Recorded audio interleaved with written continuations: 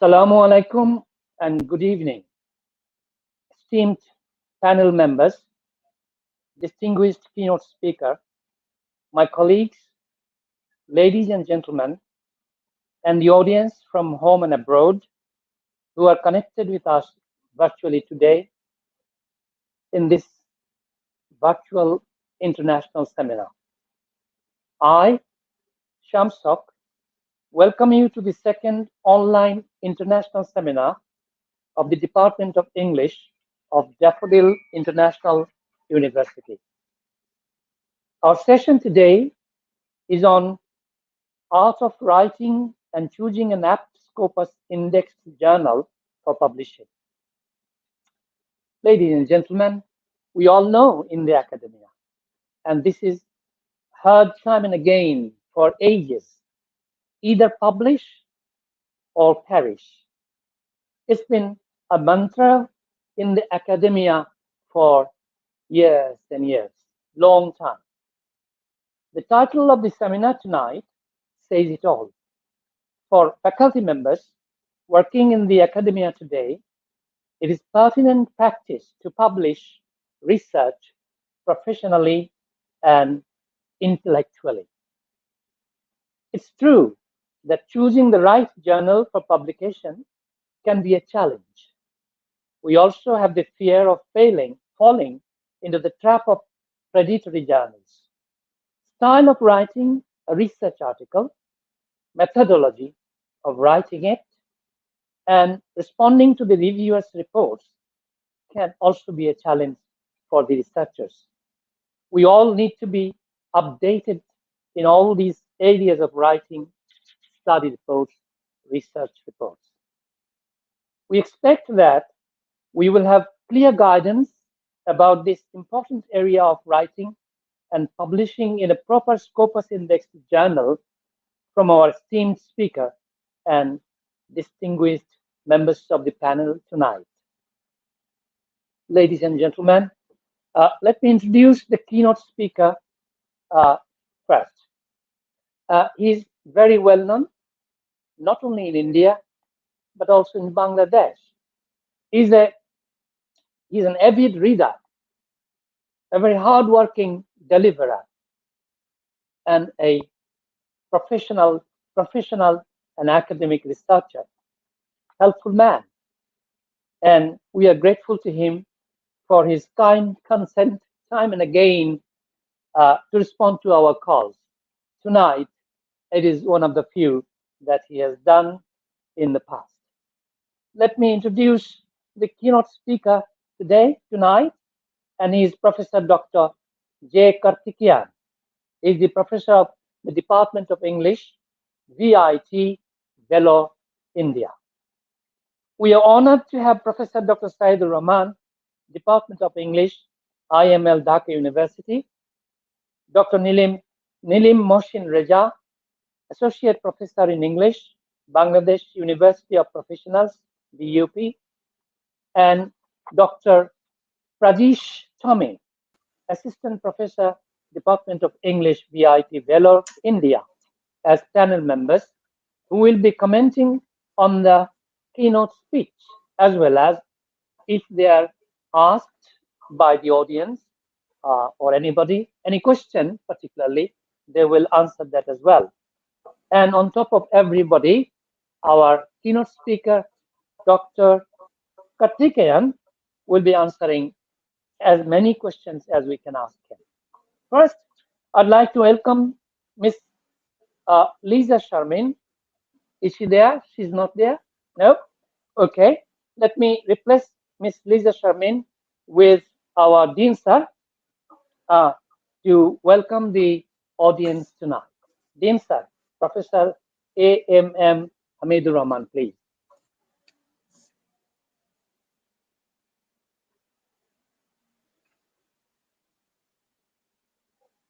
A short welcome address, sir.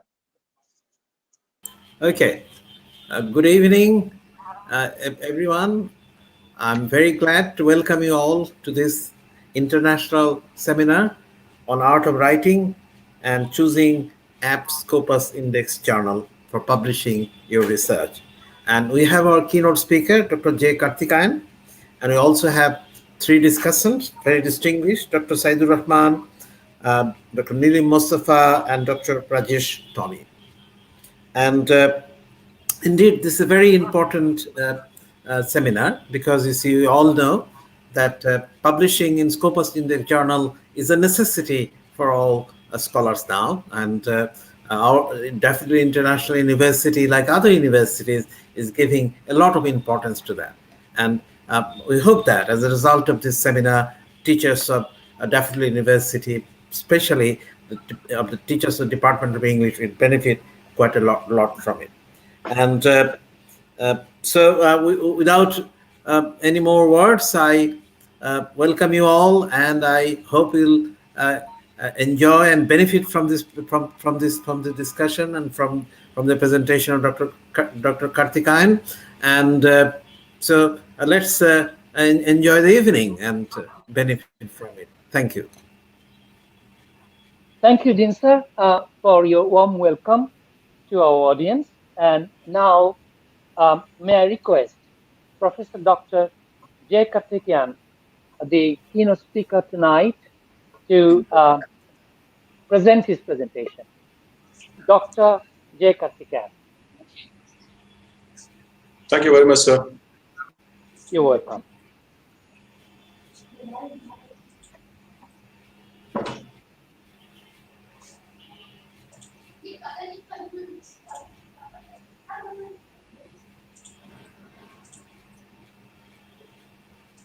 Yeah. So please tell me whether you can see my screen. Yes, sir. Yes. We can see you. Thank you. We can see you on the screen. Thank you very much, sir. Right. A very good evening, most respected Dean sir, Hamidur Rahman sir, beloved Lisa Shami ma'am, the head Department of English, Daffodil University, and I have great respect for Muhammad Samshul Haq sir, who is an elderly and a senior person in the Department of English, and the whole team of energetic people guided by none other than Dr. Muhammad Sabir Khan, the chairman of Daffodil Universities. It's my great privilege to be a part of this seminar, which at the end we will feel that we have learned something very important for our own development, as well as the development of our institutions across the globe. At this stage, I would like to thank Dr. Saidur Rahman sir from Dhaka University, Dr. Mohsin Reza sir from University of Professionals, and my own brother from VIT, Dr. Rajesh Tony, for being a part of this seminar, which will be helpful for all the participants in the form of students, teachers, researchers, and academicians in India, Bangladesh, and from other parts of the globe. The first thing that I'm sharing with you is about VIT. I represent Vellore Institute of Technology. So we started in 1983 as a technical institution, and in all these years, we are growing young. And what you see here is the credentials of VIT as of now. With the support of students, teachers, non-teaching staffs, and the management vision, I think VIT has come all this way. Similarly, I also know very well that Daffodils also have a very big vision of emerging as one of the leading universities across the globe. So I think our partnership between the departments and the institution is really working well. And with the Department of English, we initiated this process in 2019, where we requested Dr. Binoy from DIU to come here to India VIT. Similarly, I got a very good chance to visit Daffodil University in the same year. And we have initiated many works related to research and development. This partnership has given way not only for our individual growth, but it has contributed to the institutional development as well. So my whole presentation will be focusing on how to improve ourselves as a researcher, with emphasis on publication, and that too with journals indexed in Scopus. So you can ask me why you are showing PPT with which talks about Times University, Times Higher Education ranking, Shanghai ranking, QS ranking. So I have the answers for you in my following presentation as well. Right. Without taking much of the time, let me tell you a brief information about indexing. Indexing is something like marketing our own product at different methods and at different places. For example, let's say that we have a product and we want to ensure that this product reaches varied customers across the stores, as well as varied customers across the country, as well as varied customers across the globe. So what we do is that we start to advertise, we conduct many campaigns, and we promote the product in such a way that it reaches a wide range of customers. Similarly, when we write something, it's not only for us.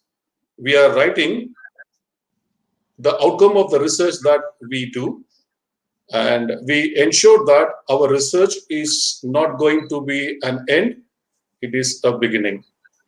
And to take this research work, what we have done from our side to the world, we need some agencies, we need some mediators, we need people who is going to help us to ensure that our valid research will hit many researchers and academicians across the globe. So that is called as indexing.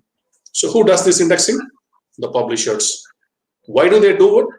Because we do some research, and it is these journals, these publishers, they take it across the libraries, they take it across the universities, they take it across the researchers and academicians across the globe. If you ask me, sir, Karthik, how many agencies are there to market your research?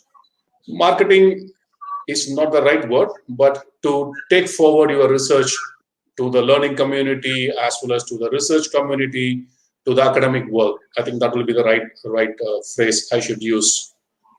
Here, if you see the screen, what I am showing you is few agencies in the globe which are helping in indexing.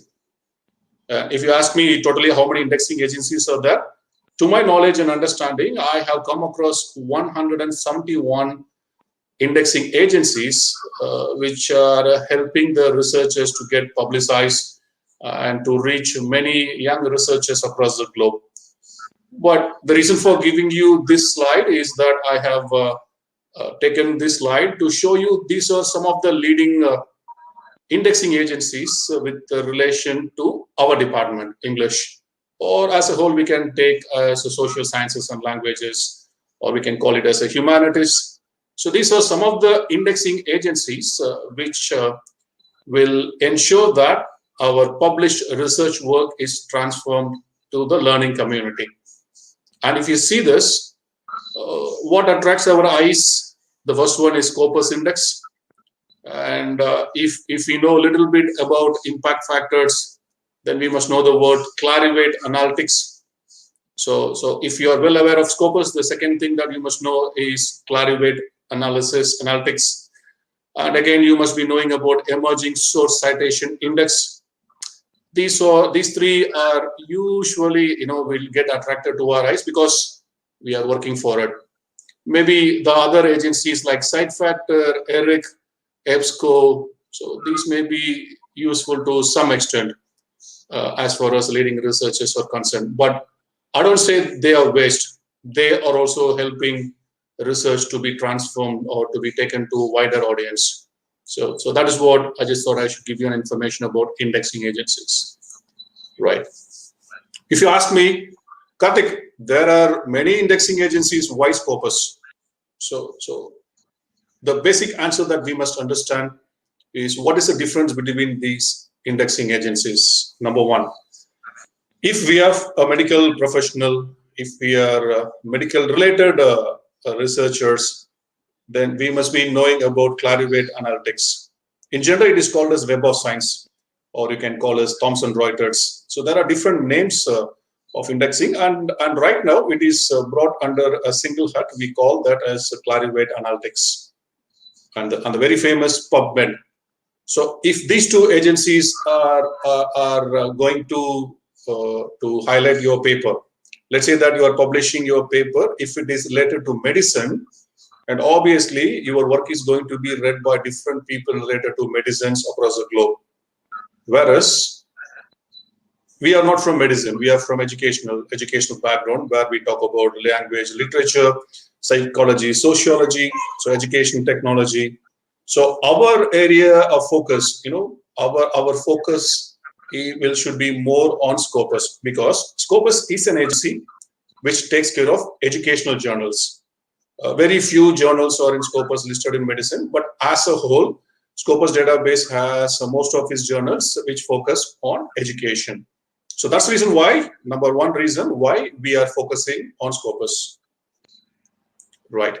Number two, what is again Scopus? Scopus, what they do, they will ensure that your work is published in journals. Let's say that you are choosing a journal which are listed in Scopus and you are publishing it. So Scopus will ensure that your work is recognized. How it is recognized? They maintain a database where this will be taken to different libraries across the globe, and again it is going to reach a wider audience. So what are the basic criteria Scopus has when filtering our research? So in other words, I can say, if we claim that your paper is getting published in a Scopus indexed journal, so what are the criteria the journal has before they select our paper? First, let's say that some 100 papers, we send it from Daffodils and VIT to one particular journal. So though all the 100 papers from Daffodils and 100 papers from VIT is extremely good, the journal cannot publish all the papers in one single stretch in a one particular journal, in one particular issue, because that is the criteria which is given by Scopus to these journals. So if you take any piece of journal and a particular issue or a volume, obviously you will find a mix of papers from different geographical locations. It can be inside the country, it can be inside a continent, or it can be from different parts of the globe. That's the first criteria they take into consideration. So never get disappointed that your paper is not getting selected because the predecessor let's say that you have sent a paper to a journal, and before we send a paper, the journal must have selected somebody from Bangladesh or India. So that might be one of the reasons for our paper to be in waitlisting, or there might be a chance for our paper to get rejected. So there is always a possibility based on geographical locations. Number two, academic contribution. I'm not sure how far we are experts in transforming our knowledge in the form of research. I think that is one area we all should learn. And what Scopus indexed journals look for from our side is, what is the outcome of this paper? Let's say that we are writing a paper. So what the editor looks from our side is that he or she will check whether your paper has really contributed to the academic world, or it's just something like getting some piece of junk, putting it and sending it to them. So they will ensure that your paper has transferred some changes, or whether your paper will bring some changes. It can be piece of literature. When some reader happen to read it, they must feel that they have learned something from your paper.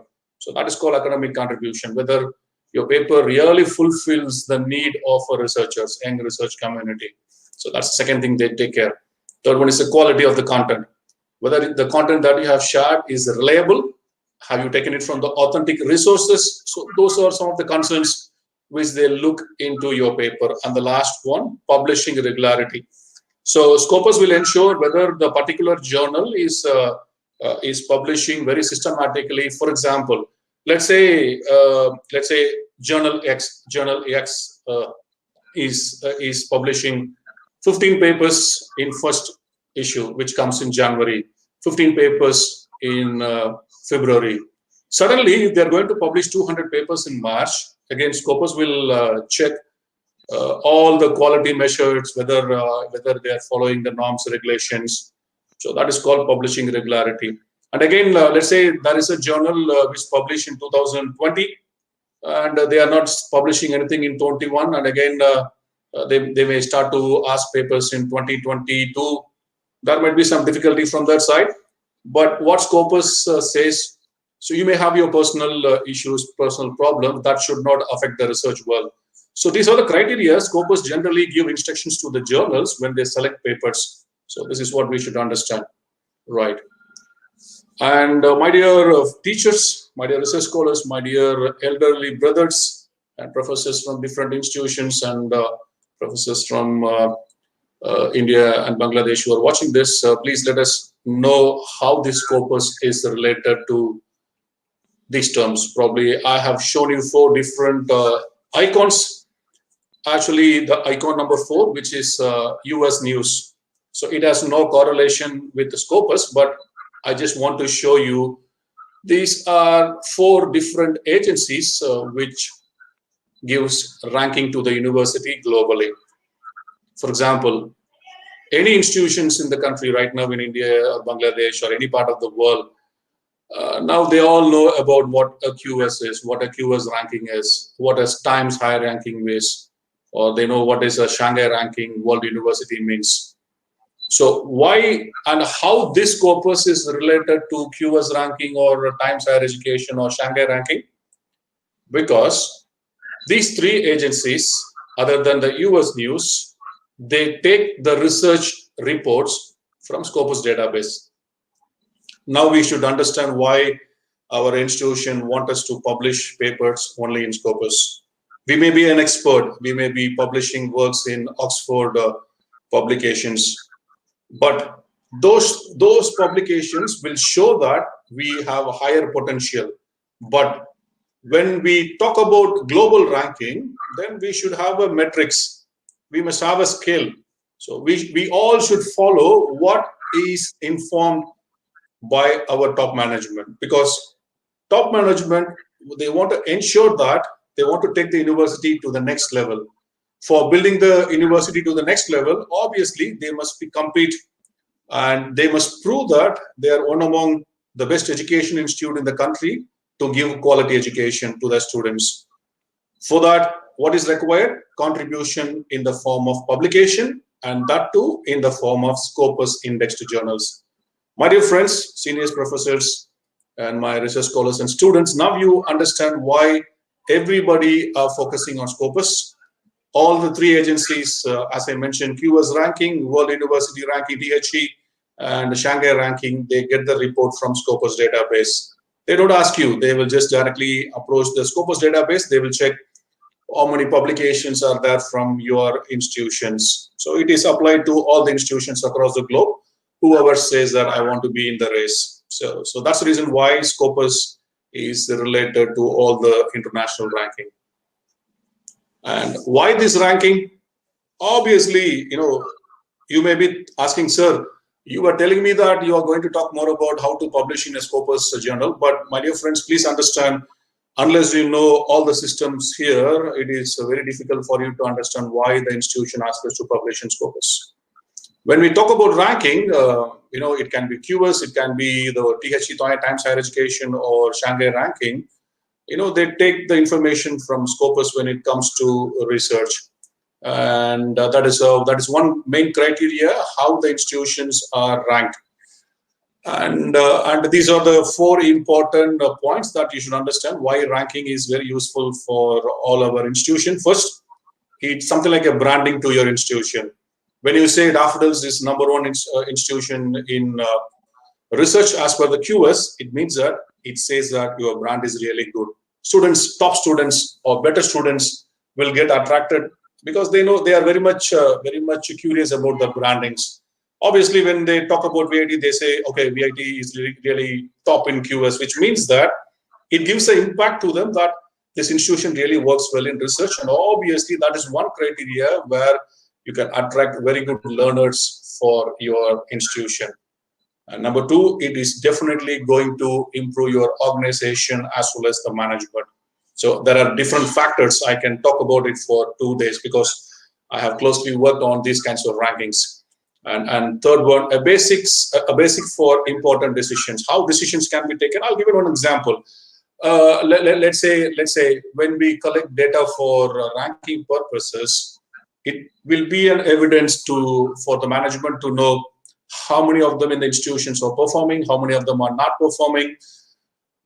It's not only doing research, it is on different criteria. So it talks about student-teacher ratio.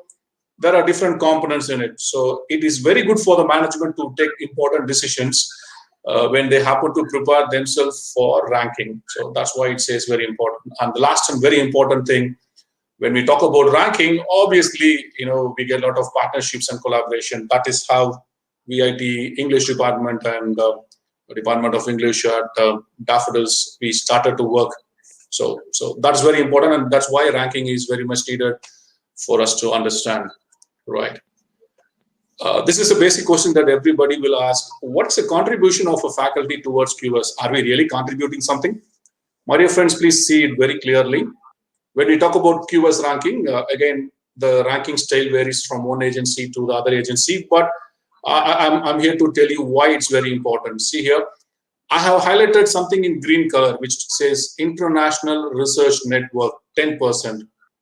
So as I told you, already VIT and DIU, we have started to work, and I'm sure that it's an international research network where we integrated Dr. Binoy with some faculty in VIT, some faculty in NIT, some faculty in Sri Lanka, some faculty in Oman. So the networks goes wider. So what is the advantage? What is the contribution that every one of us giving? It's not only Dr. Binoy from DIU, it's Dr. Karthik in VIT, Dr. James in Oman, or Dr. Chong in Malaysia. So everybody, we are contributing directly to the development of the institution. So our contribution 10%. You can even publish one paper with a good network. Obviously, your contribution is very clear to them. So that's why I say we are directly contributing to the QS World Ranking. And the second one is citation. What is citation? Citation is number of researchers who refer your paper and they use your paper as a base when they develop a research. So that is where these people come. Which people come? All these agencies come, and they will help us to take your paper to wider audience. So it's very important that Scopus does really very well to take your work to the world. And similarly, there are many different agencies which will help us to take it to a research community. So what is the advantage of that? Obviously, when your work is really good, when you publish your paper in Scopus, it means that there is a quality in your paper. And obviously, when a new researcher happen to verify for some of the researchers, and obviously they are going to find your paper because it is in Scopus database. And again, they are going to read your paper and refer your paper and publish it in Scopus. When they do it, automatically that is called a citation. So there are different criteria for citation, which I'll be telling you later. But again, it is a direct contribution. You started with a research paper, you started with the International Research Network, then your paper is published in Scopus, your paper is viewed by somebody, cited by somebody, there also you contribute. And the last one, how many papers are published per faculty in Scopus database? Again, that has 5%. Now you all will agree with me that our contribution to world ranking is very direct, and the management has every right to ask you to publish your paper in Scopus. So my dear professors, learned friends, scholars who will be getting jobs shortly, please make it a point that we are going to publish, and that too in a very rated journal. And I don't say Scopus is the best. No, that is one criteria. There are always best journals, best publishers. I personally know. But today, as we focus on Scopus, I'm telling you, it's always good to focus on publication in Scopus. And I have given you other criteria as well. There also we directly or indirectly contribute when it comes to academic reputation. If you just see academic reputation, 30%, there also, when we have international network, there also you contribute almost 3 to 4 points. So obviously, employer reputation. So Dr. Binoy is known to many institutions here. That is how his reputation also goes high. when he applies for some awards or something like that. Everything is interlinked. So obviously, the individual, we are contributors to the institutional development. When the institution developments, obviously we are going to the world rankings. When we get a good place in world ranking, obviously you are going to attract very good students for your institution. Thereby we ensure that the growth is win-win for all of us. So now I made it very clear. Just see the criteria. This is what I was explaining, how it goes off. So if you, this is a criteria for Times World Ranking. So if you just see the Times World Ranking, 30% of weightage is given for research and 30% for citation. Just imagine. So we are getting 60% when it comes to research evidence in Times World Ranking, Times Higher Education World University Ranking. My dear friends, let us be very positive. Don't even think that why my institution is pressurizing me. It's not pressurizing.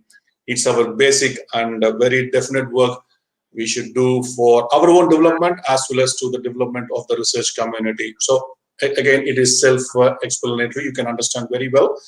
And just see, I'm just showing you the criteria for Shanghai World Ranking as well. Here, if you just see here, your research output has 40% of weightage. So which means that again, you have a great impact with your Scopus publication. So I'll give a small example. So this is a screenshot which I have taken long back, not now. Here, if you just see, it is a screenshot which I have taken from Scopus database, which is our senior friend, Dr. Binoy Burman from Daffodil University. If you just see his Scopus database, see now what you understand here is you can understand that in 2020 he has made 3 publications in Scopus. And if you just see the citation, in 2020 he has 4 citations. 2021, again we are waiting for 2 or 3 more publications to be added to his credit. But if you see, citation has already increased. It is not cited by us. My dear friends, please understand. Citation will be done not by the same author. It is called self-citation. It has no weightage. It should be cited by different people across the globe, not from your same institution as well. So those are the criteria we must understand. What is citation?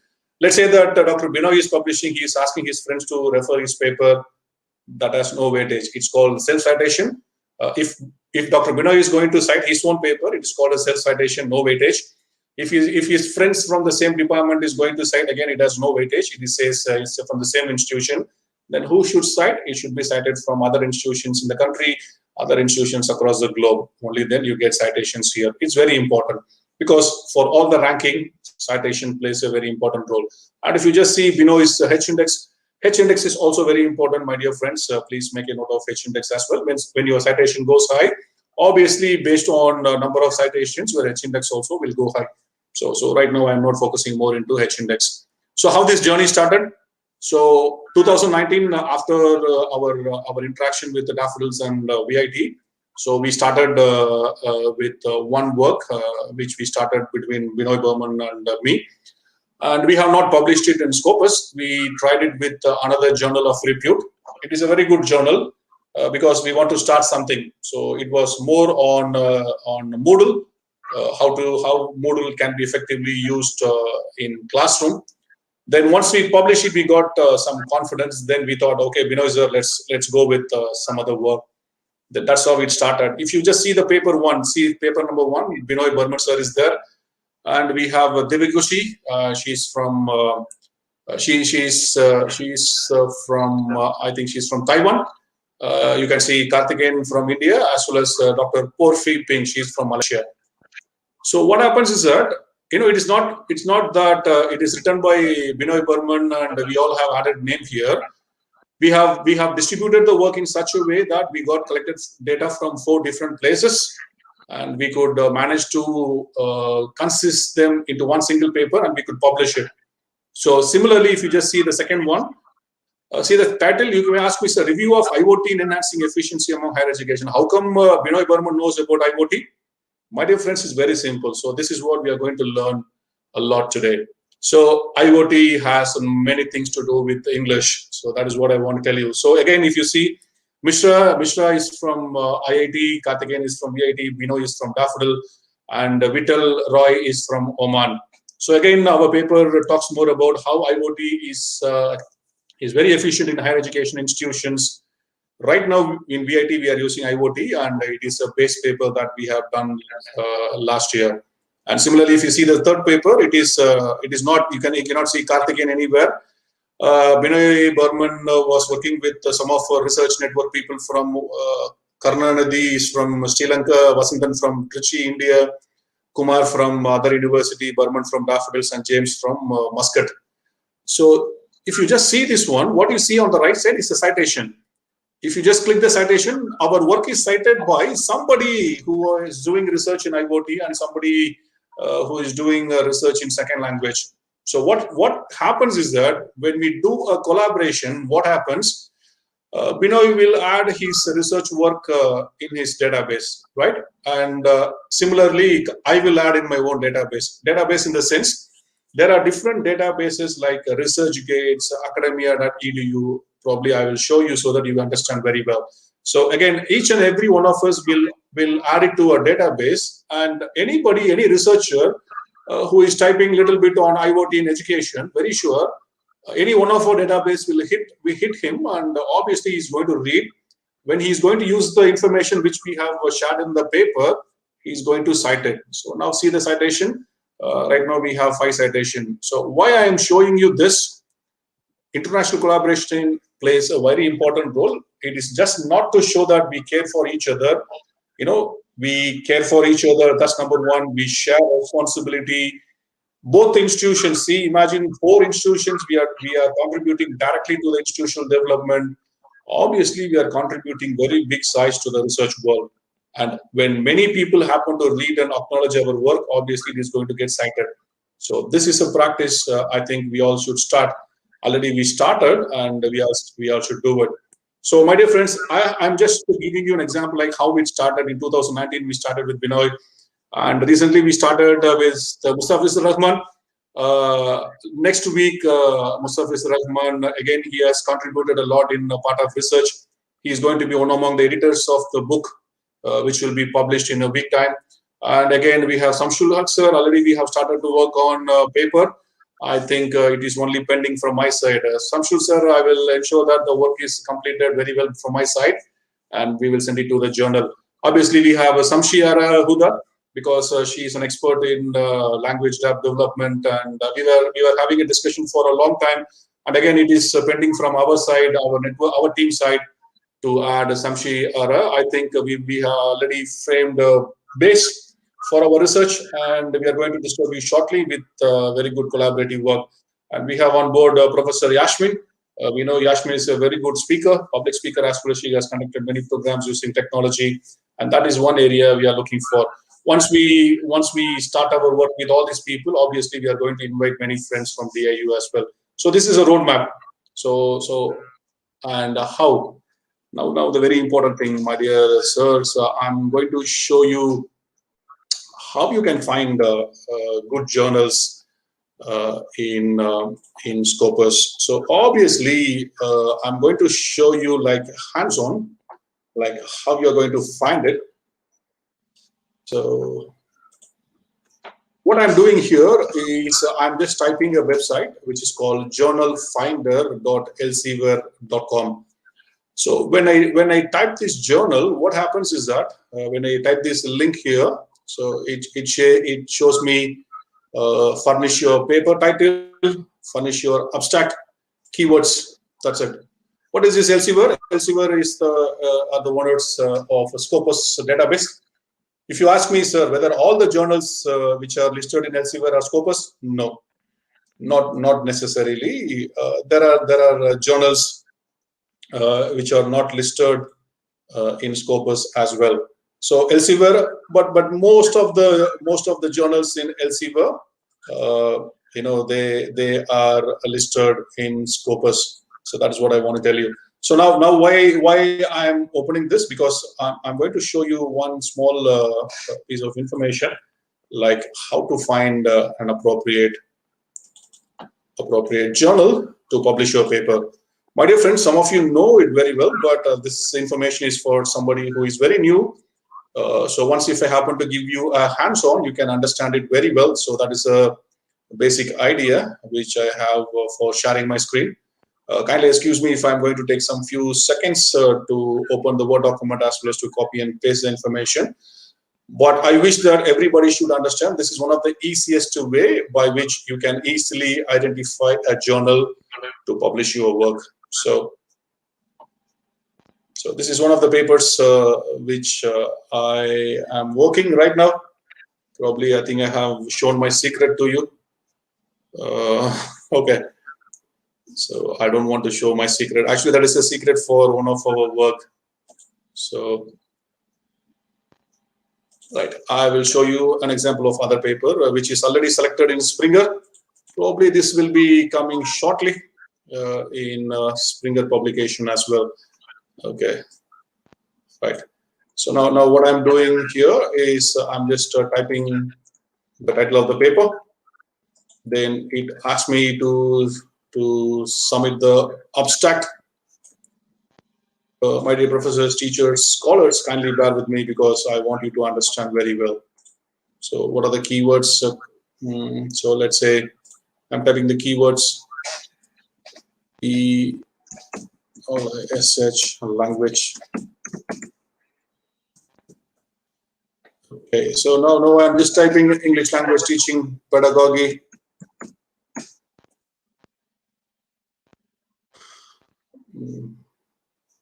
Okay, so now I have opened the journalfinder.elsevier.com. Then I have typed the title which I have prepared, abstract, and the keywords. Now I'm just clicking search. So once I click search, what happens is that Elsevier will help me to filter some of the journals where there is a chance for my paper to be processed. So if you just click it, so what you get here, it shows 49 journals that matches your paper. So which means that there is a chance that my papers can be. I cannot assure you that, but there is always a possibility for my paper to get processed into Word. Before you go there, what are the basic things that you must know? If you just see any journal here, first thing you will find the name of the journal here, followed by two symbols here. If you just see gold color OA and ES, I want to look into it very clearly. When you find the name of the journal, if it says OA, it means that it is open access, which means that this journal will make your paper visible for anybody to access it. Again, I repeat, when you see OA, it means open access. So, which means that this journal will make your paper visible to anybody who want to download your paper. So what happens when somebody reads it? When many reads it, obviously somebody is going to cite your paper. That is what we should understand. So open access is always good. But if you ask me, should I pay something for it? There are some journals, though it is open access, they are not going to charge from you. But most of the journals will charge you because they are going to put it online, which means that a lot of maintenance works are there. So it depends on journals. So the cost may vary from journal to journal. That you can check in the journal. And what is this? Yes. Yes means subscription. Only if somebody subscribe for the journal, they can read the information from here.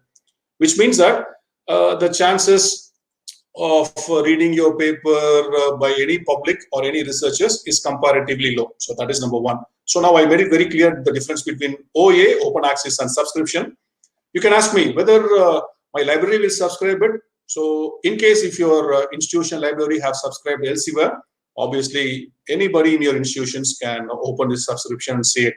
If not, when we talk about the research world, the most probably, all institutions may not have a subscription because Elsevier has a price tag. So that is what we should understand. So if you think that your paper want to be read by many people and you must have your citation and H-index getting improved, obviously, then you can always say open access. And what's the second thing that you must know? Text match score. What is a match score? 5. 5 out of 5. It means that, there is always a lot of possibility for your paper to be considered here. And just see the site score. My dear friends, you must understand few information here. Site score always refers to Scopus, which means that this journal is in Scopus. And what is the impact factor? Impact factor always refers. Again, I thought I should tell you a lot about impact factors. Right. So for which again I should always show you that. That's really good. When we talk about impact factor, there are different kinds of agencies which gives impact factor. And my dear academicians, friends, professors, impact factor is commonly referred to impact factor given by WOS. You can see this website, Web of Science, or you can call Thomson Reuters, or you can call Science Impact Factor. There are different names for this, but any journal which is listed in this particular website, which is called Web of Science Group, only that has impact factor. That is called as impact factor, and don't even consider any other journal saying that we have 100 impact factor, 20 impact factor. If for example, let's say there is a journal called Research in Modern English Language and Literature. If the journal advertised that the journal impact factor is 85, probably they must have used different kinds of metrics to judge their impact factor, but that is not considered to be impact factor here. So first of all, if you have a journal like this, go and type the journal name here. In case if the journal is identified here, which means that you can believe that the journal has so-and-so impact factor. If not, any other impact factor is not considered. So that's what you should understand. See, the acceptance rate 7%. So again, you must be very cautious. If it is 7%, again, you must be waiting for a long time. But what is given here? Time for first decision. Who gives this first decision? The editor of this journal. So please understand. First of all, once you open this journal, you will find editors. If you see the process of journal, it will be screened by the editor. Then it will be sent for blind reviews. If the journal is single blind, it will be sent to 2 or 3 reviewers. Based on the reviewer comment, your paper may get selected or may not be getting selected. If it is a double blind review, it will be sent to reviewer, first form of reviewer, maybe 2 or 3 reviewers. Again, you will be making some changes. Again, it will be sent to some other reviewers. And if everybody says yes, then your paper will hit as a publication. My dear friends, there is always a chance that your paper may also get rejected even after it comes to second review. So there is no assurance that after first review, your paper will get selected. So there is always a chance that your paper may not get selected even after it comes back from reviewer 1, right? And if you see time of publication 2 weeks, please understand 2 weeks of publication, time for publication 2 weeks is after you complete all the registration process, where you will give copyright forms in case if you are opting for open access, your payment, all these. Once if you complete all these things, then the journal will take 2 weeks time for you to publish. So that is what it means. But as a whole, the time duration from the time you upload your paper till it gets published, it may take between 3 months and 8 months. So that is what I have understood all these days. Hope I have made this very clear with journalfinder.com, journalfinder.elsevier.com. Similarly, what I want to tell you is, see here what I have given in the slide. There are different agencies, like Springer has its own method. It is similar like that. If you are ready with your paper, obviously all these web links, you can use it, and very sure you can refine your search very well that suits your paper. So that is what I thought I should tell you. Hope I have made it very clear as well. Before we proceed further, I will just take a break for 10 seconds to know, are you finding this information useful to you? I'll be so happy to know your comments. Please post your comments in the feedback, because that is the right way that I understand that you're also finding it very useful, because this program is meant for all of us, for all our development. So can you just take some 20 seconds time to go and post your feedback in the comments box? It can be a private or it can be comments that you have in your YouTube or Facebook. So I'll be so happy to know your feedback as well, because as we go further, again, I'm going to show you a lot many information as well. So your feedback will really help us. So I will have sip of water, and I'll wait for your feedback as well. Definitely, we are going to share the links of different journals to you, and get ready. We are going to blast you with loads of information.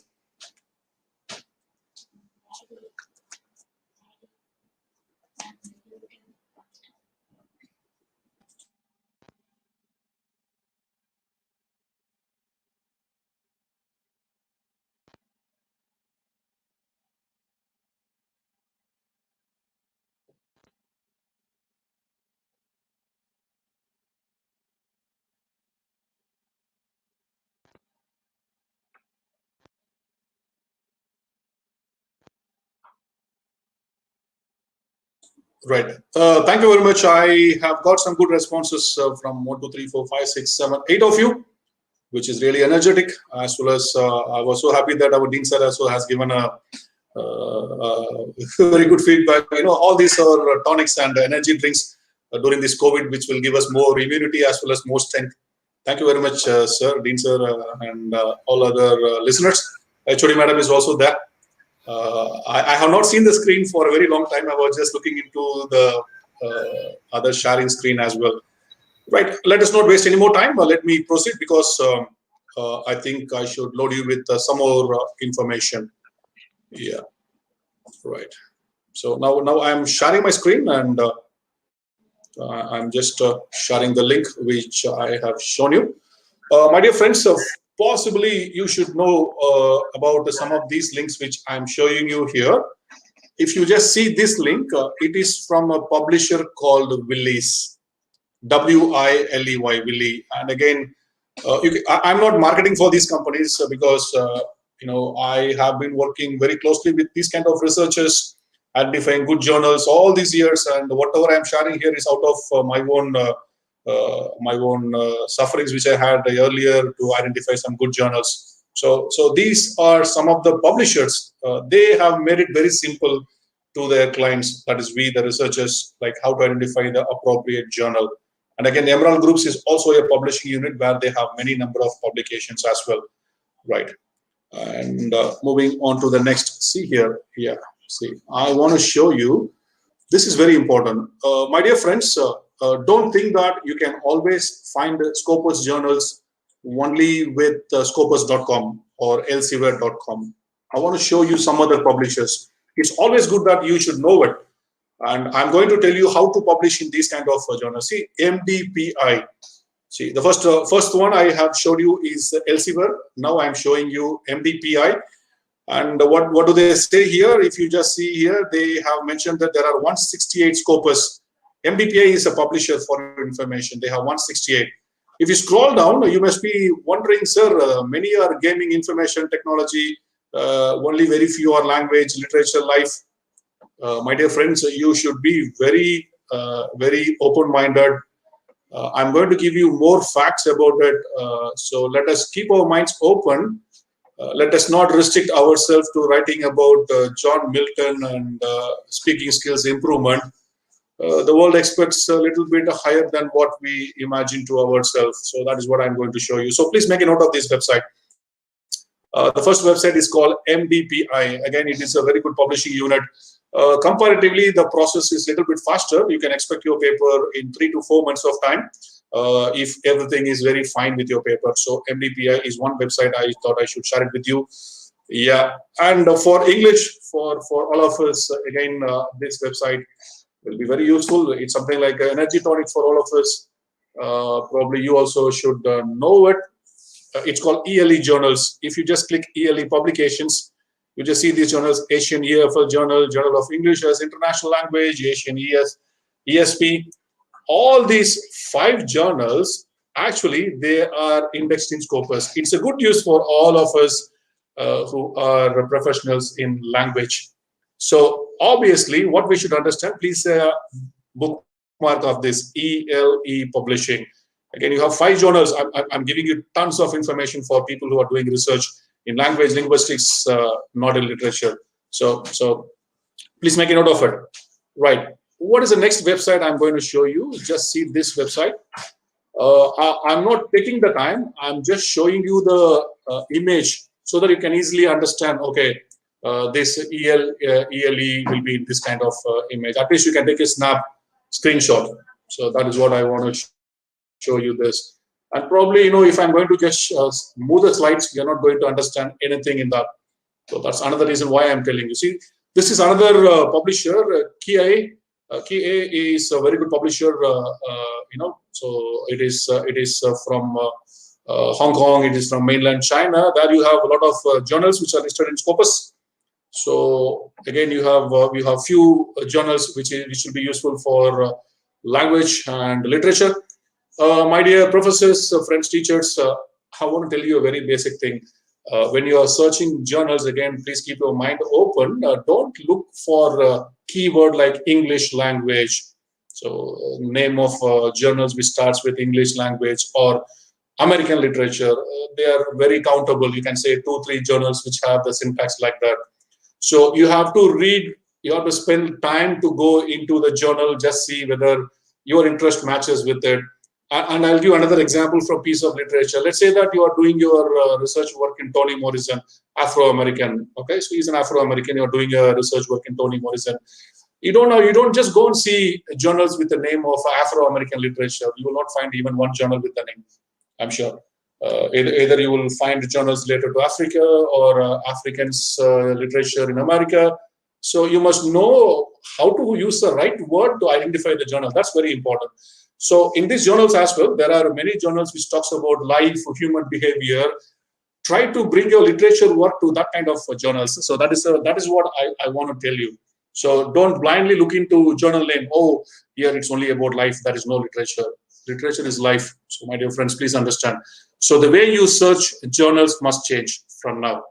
And again, I'm going to show you another important journal. See these journals. Again, these are all publishers. Probably you may not be knowing it. So we always check elsewhere. Then we say, okay, I don't have journals. Don't give up. The world is full of opportunities. That's why I always tell Dr. Binay and his team as well. So see, this is another publisher, IAFOR. Again, here we have journals in education. We have journals in social sciences. Obviously, there are 4 to 5 journals related to our language and literature. So I hope you have made a note of it. And again, the other important publisher I'm going to show you is River Publishers. Again, shall I tell you another secret? Because I have research scholars with me. Probably my first scholar has completed with papers published in Scopus, but by the time I was learning how to identify the proper journals. But now, I have a little bit confidence in myself that I can really show some good journals for researchers in near future. So I have a word for my researchers who joined me recently, and you can be very happy that I'm going to show you many journals which will suit your needs. And this is not only for my scholars, it is for all the scholars you have, as well as for all of us. Together we win. That is a key word I always tell. And some of you may ask me, sir, why is it you are showing all the secret? It's not secret. When I learn something, if I'm going to share it with you, I become expert. You learn something, you share it with others, you become expert. It is a continuous process. So let's inculcate that kind of habit, which will ensure that there is a growth with all of us. Together, we get success. My dear friends, this is another publication which is called River Publishers. So that they have mentioned here very clearly which is indexed in Scopus. Again, if you ask me, so do we have some journals? Yes, if you're doing on technology-assisted language learning, computer-assisted language learning, mobile learning, yeah, River Publishers is one good publisher. You can get your things done in 3 months to 4 months time. So they're also very good. Don't underestimate them. They are really good. So that is what I want to tell you. So don't even think that your paper is selected just like that. No, they have their own yardstick. And the next website, you know this website very well. If you are having a lot of works related to literature, I think this is the right place. Probably it is promoted by CRC Press, which is part of Taylor and Francis Group. Here you have many journals for doing your publishing your work, right? So, my dear friends, I think I have given you some information on this, and what I'm going to show you more is is this. Yeah, right. So now I am showing you these links, so kindly wait for me. First of all, you should understand a few things, for which I'm just stopping my screen here. Now I want to talk with you. Please understand, when you talk about publication in Scopus, don't always think about publishing in a journal. So Scopus indexes not only journals, it indexes books, it indexes magazines, sometimes it indexes even periodicals. So please make it a point, please understand that Scopus, when you publish even in some books, that can be indexed in Scopus. Again, that is also counted as a publication in Scopus. That is what we should understand. And for Hamidur Rahman sir and Delisha ma'am, I have a very good news. Shortly, I'll be talking with you. Like, we'll be hosting one of the international conference where Prajesh will be leading, and our publications will be with Springer. So I will come out with a very good news. We both will organize one international conference where our publication will be with the Springer proceedings. Again, that is going to be a Scopus. I have already got a flag, green flag from their side, and I'm building on it. So my dear friends who are watching from different institutions, we are there to help you as well, to ensure that your work is going to be recognized in Scopus. So again, let me come back. My dear friends, whenever you search for a Scopus database, so I will tell you how to search. That's very important. Now let me share my screen once again. Don't feel bad that I am always sharing the screen, because sharing screen will make the process very interesting, and you'll be very clear. So you will not find any disturbances.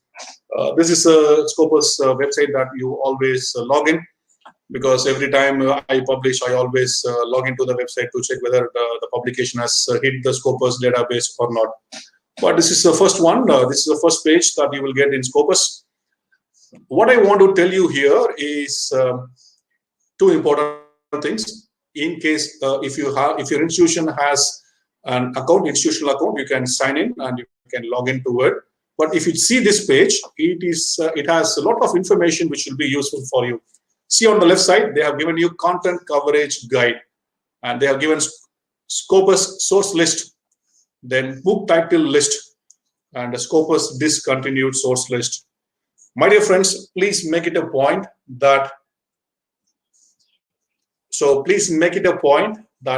you look into these 4 contents, which will be very resourceful. For time's sake, I have downloaded it. What are the things you must download? First thing, you must download Scopus source list.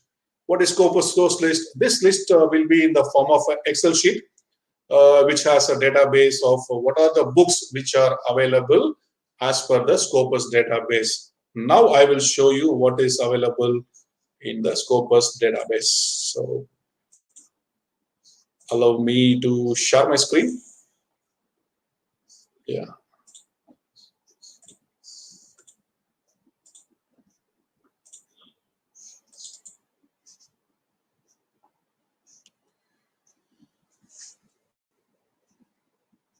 Right. So I have downloaded a Scopus database list from this website. See, this is a Scopus website, and what I have downloaded is Scopus source list. So once I downloaded that, I am getting an Excel sheet. Probably it will take a little bit time, because the Excel has a lot many informations related to all the papers, all the journals which are listed in Scopus. So again, if you see the second list, book title list, again, it will give you the list of books which are published and indexed in Scopus. So my dear friends, don't give your hope. So I'm not getting a publication in a journal. You can always try with the book title. So again, it's a good practice as well. Again, that is also taken into account, because you are publishing that as a Scopus indexed book. So this is a raw data. So this is a data which I have downloaded from the Scopus web page, which is called Scopus source list. So once I open that Scopus source list, so what happens is that it will take few minutes, because it is a very big file. So it will definitely take some 10 to 20 seconds to get open. And what do you see here? This is the Excel sheet.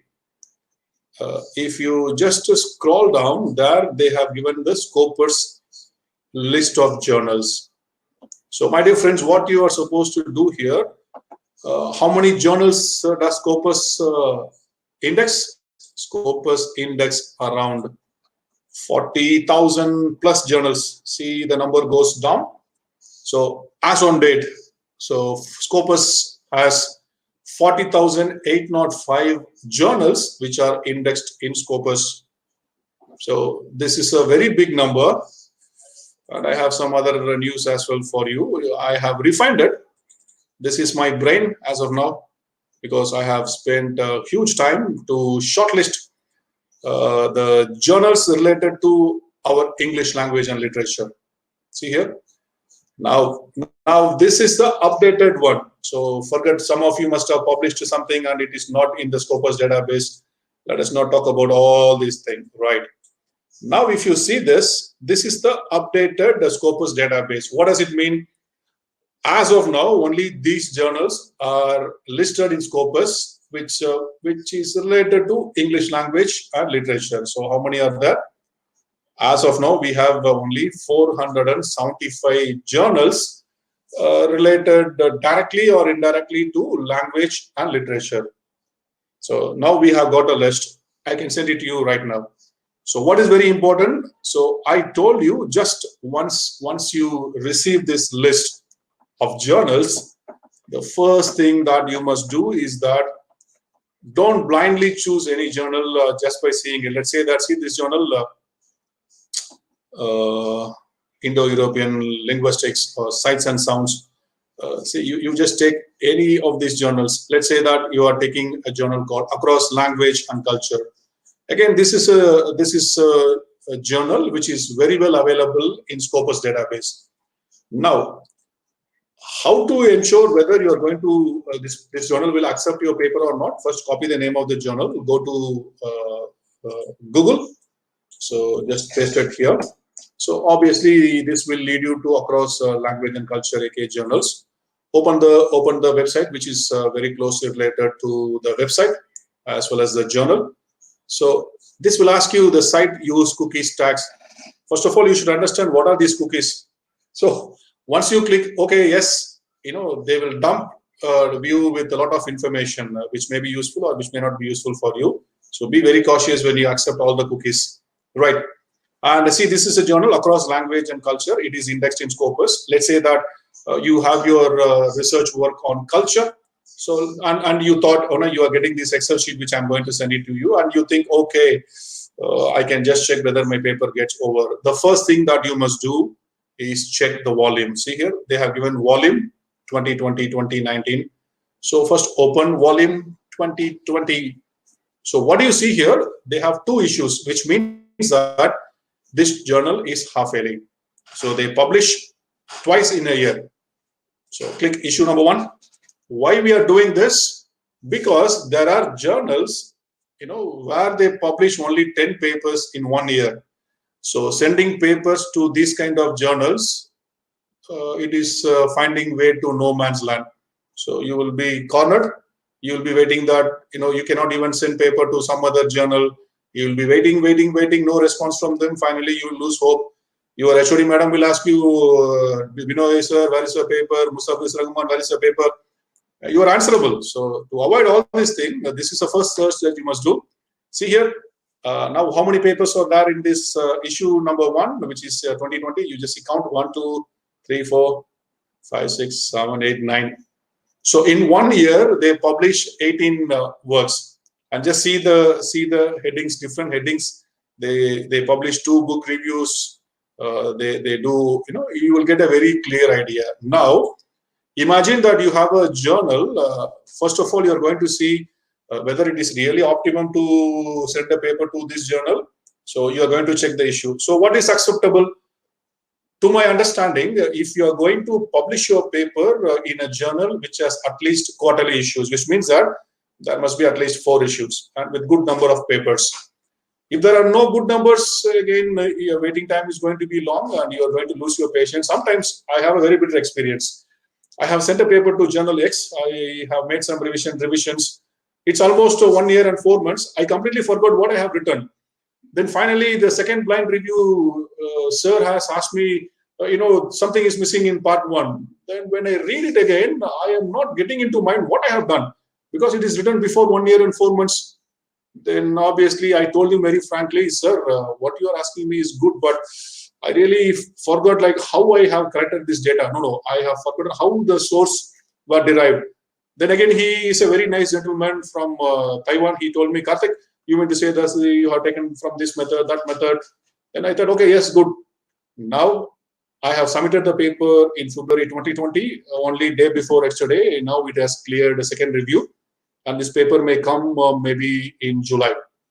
Just see 1.5 years. So choosing a journal is very important, my dear friends. Please make it a point that you choose journal which has at least 4 issues, or if the number of paper is really high, let's say that issue 1 has some 20, 30 papers, 40 papers. What is a reasonable size? At least the journal should have some 200 papers in 1 full year. Then it is really a possible size. If it has 200 plus, it can go up to 300. Don't choose a journal where they publish 300 papers in 1 single issue. So that is a bitter experience we have. So again, we will face a lot of problems in near future. So avoid such kind of journals where they publish loads of papers at 1 issue. So that is one learning which we had. And second important thing, just see what is what they are looking for, what sort of information they are looking for which you should go into it. Just click home and just see what sort of paper they are looking for, so that you will also get idea whether my paper will be related to their journal. So this is how we are going to check. So my dear friends, once I send you this list, obviously you are going to check how this journal is fragmented, whether it is a quarterly or half-yearly or monthly. Monthly, it's a bonsai for us. You should definitely apply for it. So I'm going to give you another example. It is an Asian EFL journal. So it is a very good journal, which is there for a very long time. I'm just going to give an example. This is just to understand, because when we learn something, it should be thorough. So that is the ultimate aim. If you just see this one, it says they're in Q2, and just see the issues here. Let's say they have issue 21 January issue has come. Once I click this, what I happen to see here is how many papers were published here. It's really 6 plus 2 are there.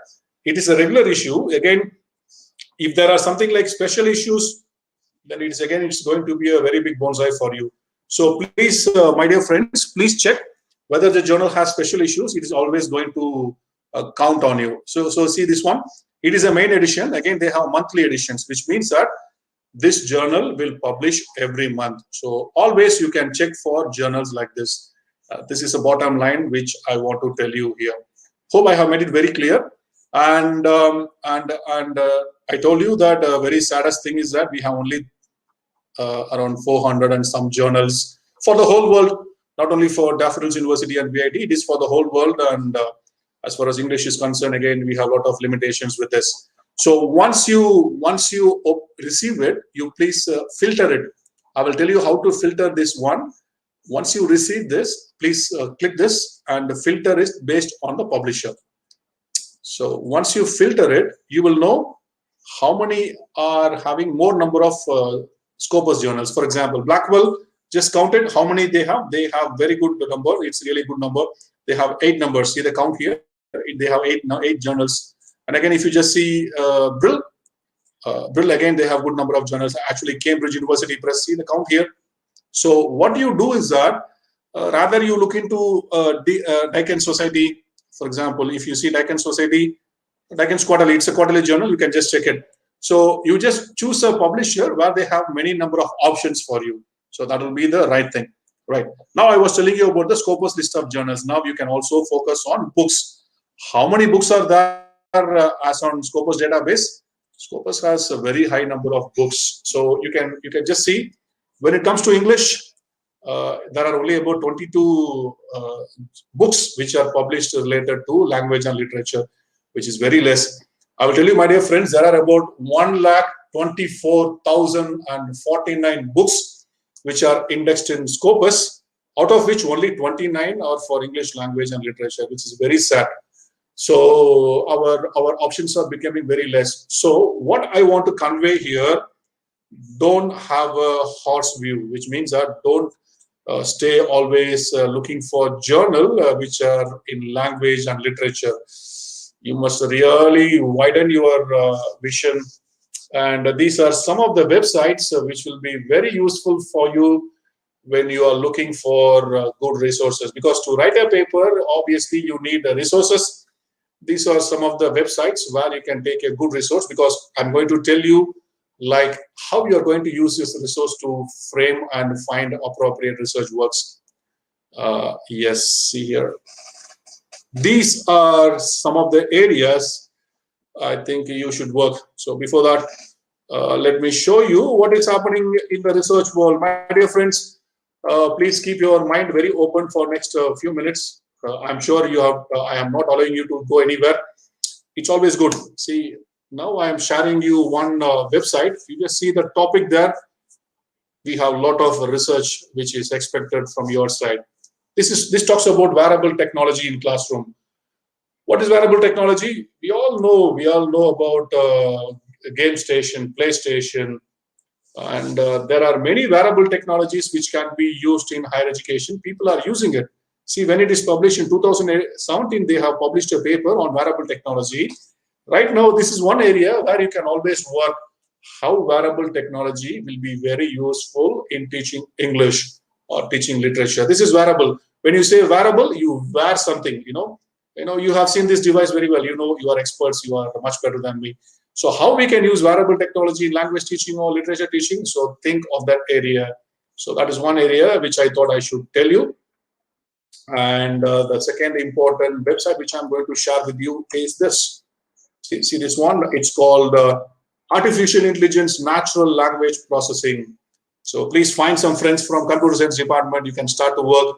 This is one area where we all should work. We all should work.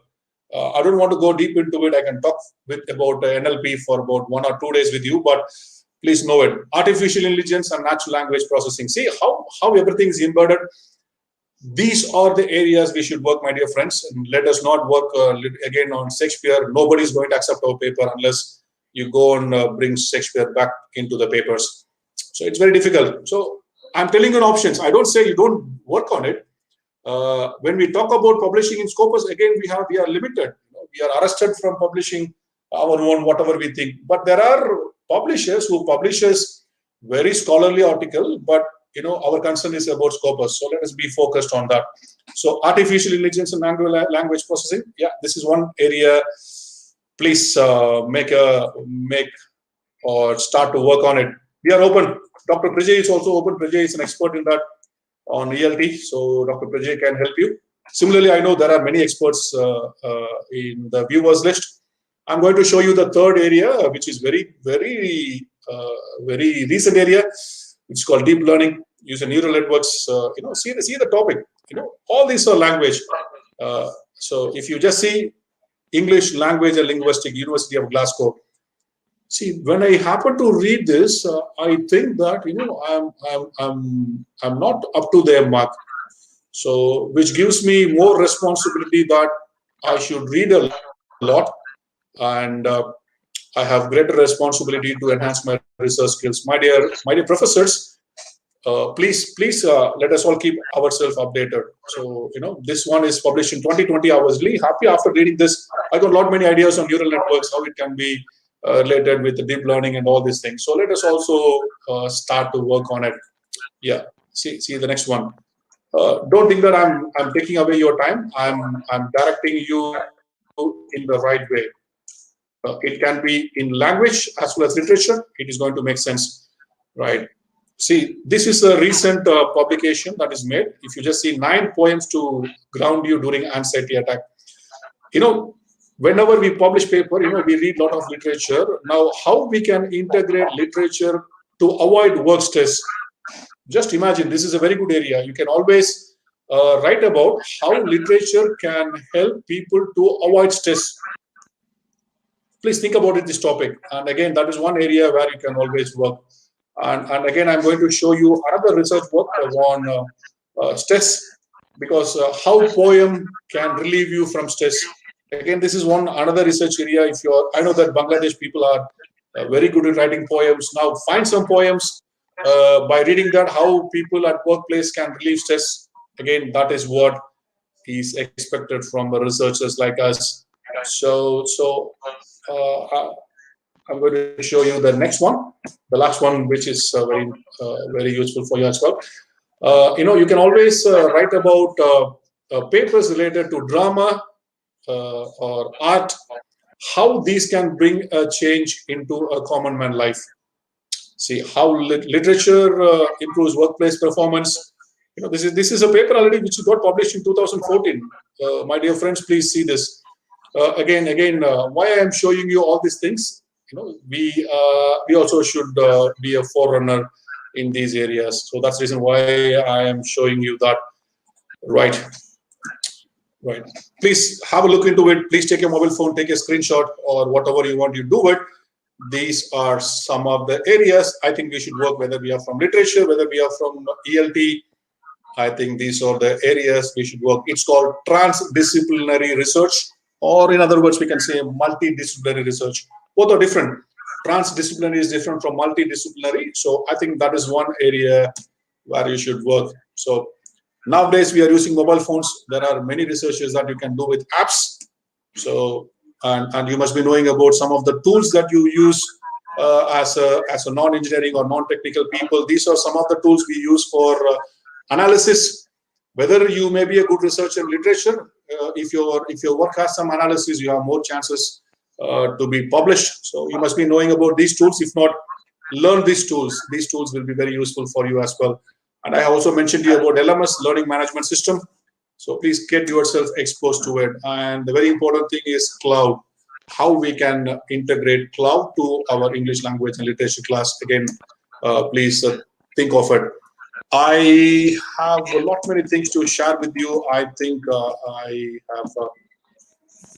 I can share it with you personally. Probably, it goes on like that. So with this information, thank you very much for investing your time. And I'm Dr. J. Karthikeyan from VAT Institute of Vellore Institute of Technology, Vellore, India. I'm just stopping my presentation here to know how useful was this session to you. I'll be so happy to know your comments here in the comments box. So please post your comments. I will wait for 20-30 seconds. I have already taken more than 1 hour 30 minutes of your time, but I think I have made it more useful to you. Please stay in touch with any one of us in the team. You can stay in touch with HOD English or me or my brother Prajay is here. Please post your feedback in the comments box as well as in the private chats. So that is the energy we get from the audience, and hope you have found it very informative as well as useful. And I know that this team has a very wider and very respected persons from University of Dhaka and the University of Professionals. They are experts. They are doing too many things for the society. They are conducting many events, and I'm so humbled to be in this team. Kindly excuse me if I have crossed my limits, but the ultimate aim is that today we are in the race. Obviously, it's our responsibility to make sure that everyone who attends this race should win in life. Thank you very much. Thank you, Dr. Karthikeyan. It was a very detailed presentation, which focused on pertinent information, clarifications which are needed by the researchers, the newcomers, and also appropriate guidelines for how to write a research article and then how to start for a write journal, and then how to get published quickly and get satisfied and cited, etc., etc. I think the audience have a lot to take away tonight from your presentation, and we are very grateful that you have spared an hour and a half for your presentation with so much hard work. I believe our panel members have a lot to say. So in order to enrich the presentation, I would ask first the panel member, Professor Dr. Saidur Rahman, Department of English, IML Dhaka University, to comment and to discuss. We have got a limited time now. Sir, you have 10 minutes to deal with. Thank you. Thank you. Thank you, sir. Professor Saidur Rahman. Thank you, Dr. Shamswat. Sir, thank you so much for inviting me as a panelist. Though I know there's a limitation of time for 10 minutes, I don't think I'll be taking even 10 minutes time. I'll just try to briefly comment on Dr. Karthikayan's presentation. As from the audience comment, it is very obvious, very informative, and I can see some of the comments that's so inspiring for many participants today, and it is equally useful for me because, as I told you before entering the studio, that I'm not really an expert in the Scopus index issues and others. So, but I'll just briefly comment on some of the things that I would love to know from Dr. Karthikayan. Dr. Karthikayan started with the concept, which I understand, in our academia, publish or perish, which is sort of a threat to our young scholars. But somewhere I was thinking about my academic life in the year 2002 when I was a student of Jawaharlal Nehru University. When the only books and journal we could really access is the 19th floor, the longest ever the library that we had in New Delhi. So this was all printed books. Those days we didn't know anything about the Scopus index journals, and I was wondering how many people really read my PhD thesis, because that was submitted in 2005 and shut down somewhere in a library. So this is a great opportunity for young scholars where they can publish and can get cited in, and also talk about impact factors briefly. So and then I was glad to see my publication there in Scopus Index Journal. I didn't know that when Dr. Karthikayan referred to Asian EFL Journal. So way back in 2005, that was first possibly a publication by Bangladeshi scholar on motivation was accepted by Asian EFL Journal. And then in 2015, when I published, I didn't know this all were going to be indexed, and now it is indexed, of course. So one of the concepts again come in mind, the Darwinian world, that famously we know about it, and then we talked about survival of the fittest. And Dr. Karthikayan's almost close to 1.5 hours or 2 hours almost, I don't know, such a long, and then I'm sure he was giving a hint that he could go on and on and on, bombarded with information, and at some time I also got lost with all the information that he was sharing. Such a difficult world in a sense, but again, within that difficulty, for young scholars, you have so much information to use for publication. We did not get that kind of opportunity. And it is especially, I like the presentation because such a beautifully he showed why we need to publish in Scopus journals. He started with university ranking, which is my understanding for Dhaka University, a leading public university, often being criticized and not to be in the list. And then, Dhaka University is such a sensitive university because it's #1 university in Bangladesh. So we always get bombarded with comments. What kind of role we are playing in the academia? And then I understand now when Dr. Karthikayan was talking about international collaboration, 10% publication and other things, which they are working so hard in his university, and also his collaboration with Daffodil International University. One thing that I was thinking about, my university, my alma mater, Jawaharlal Nehru University in New Delhi. And I was thinking what JNU is doing because of this all Scopus Index Journal. And then I could just started Googling now with all the information that Dr. Karthikayan gave. I saw that Delhi University doing much better than JNU. So I can understand a traditional university falling back because Again, survival of the fittest concepts not working that way.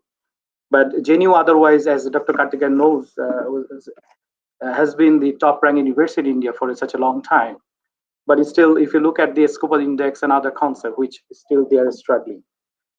I was also looking at, I was trying to utilize some of the time that Dr. Karthikeyan spent. I was just looking at professional reputation of academic and researcher. I just Googled, first thing that it came in my mind, and I was looking at University of Alberta.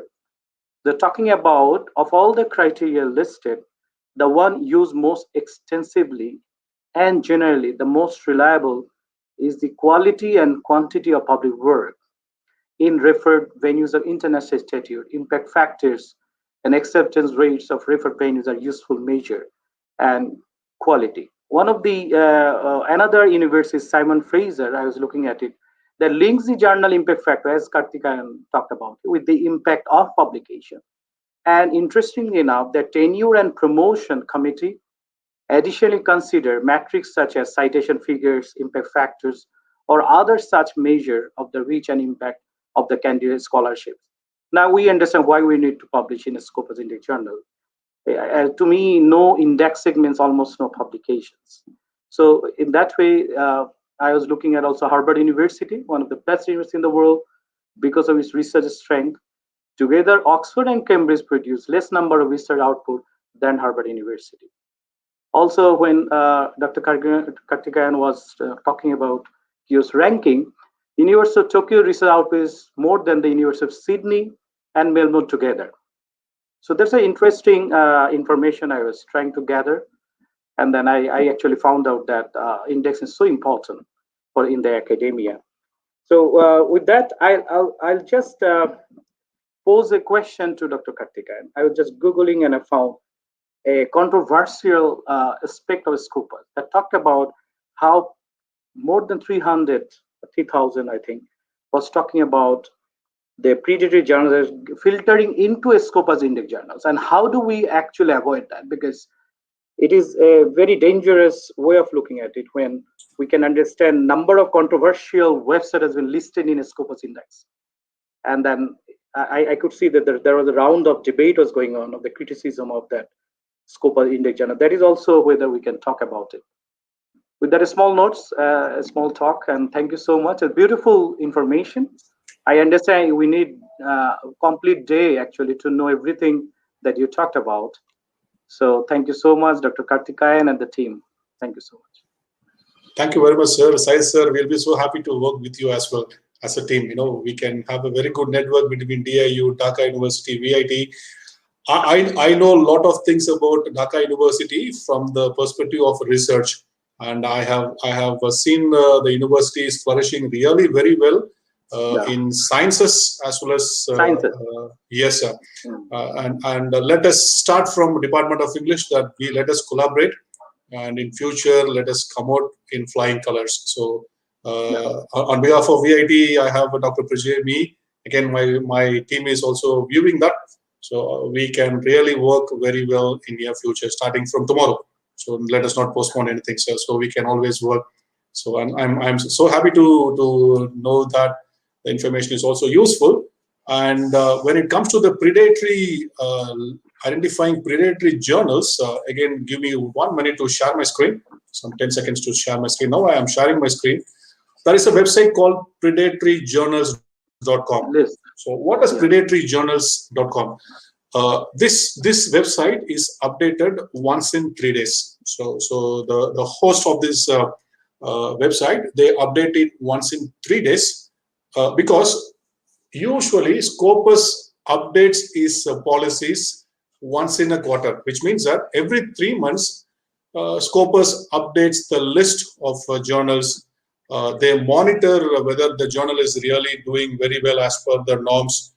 In case, I'll give a small example. Let's say there is a journal AB. So journal AB has got approval to publish paper and update in Scopus, and the Scopus must have given them some guidance like you can publish this number of papers in 1 year. In case if you find some good papers, you publish this year, and next year the amount can be reduced, the numbers can be reduced. So let's say the AB journal, they publish 10 papers every month. Suddenly, when their license is going to get over, let's say they publish some 200 papers.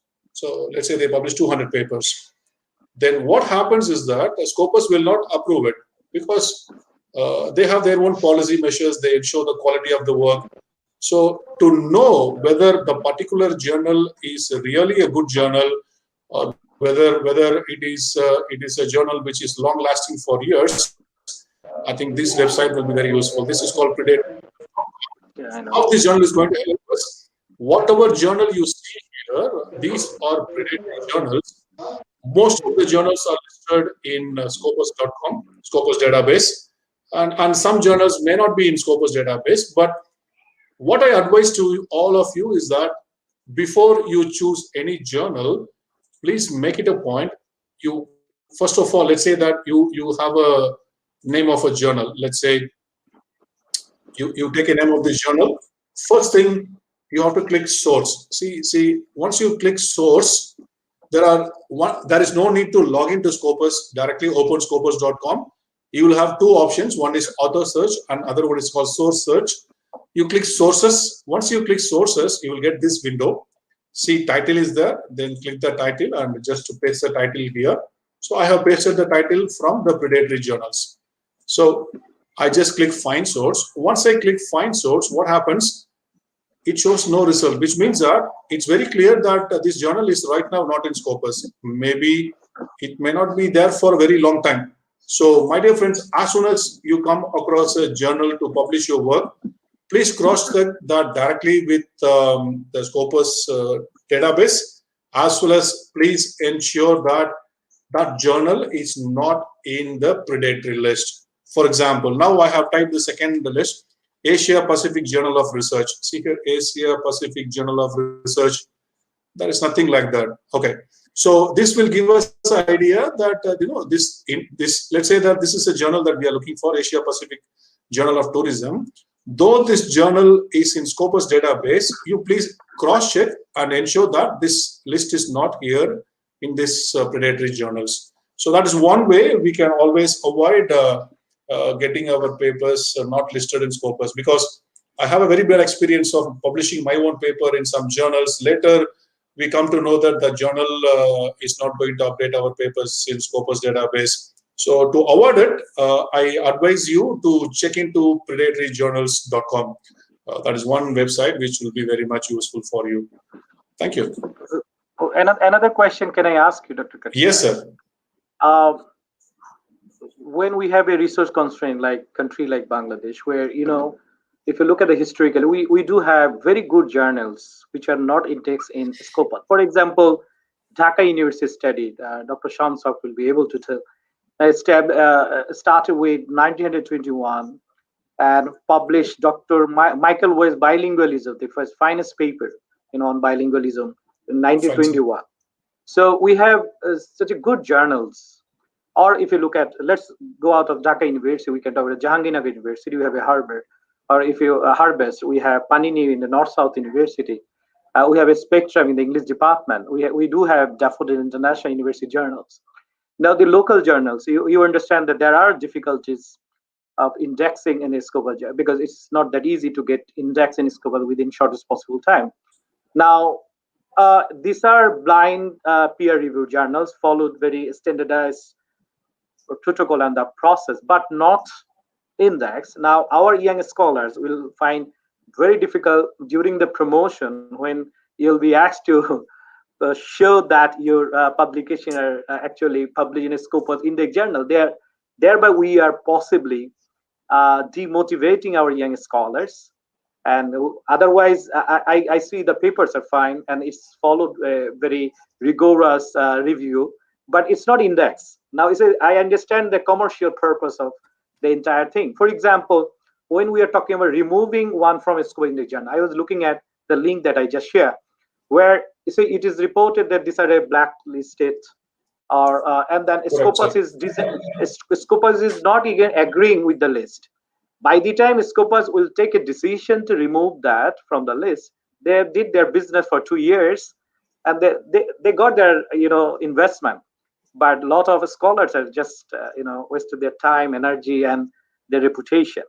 So whether there is also a necessity to respect publication in the local, regional blind review journals for promotion and other things. That just hints. Like I was talking about Jawaharlal Nehru University, the journal that first I got published, not indexed, but it was just such a beautiful journal. I still remember. All our professor had publication in local journal. They never had the professor that I'll keep on referring, the JNU, the top professor. They never had a Scopus index journal. So that's what I was just thinking, that how to solve these issues, how do you mitigate these issues? Sir, as a very common man working in an institution, I have come across many such journals, whatever you say, as local journals, where the quality is really good. Probably, we are focusing on Scopus only with the criteria that the institution, that is a basic requirement for the institution.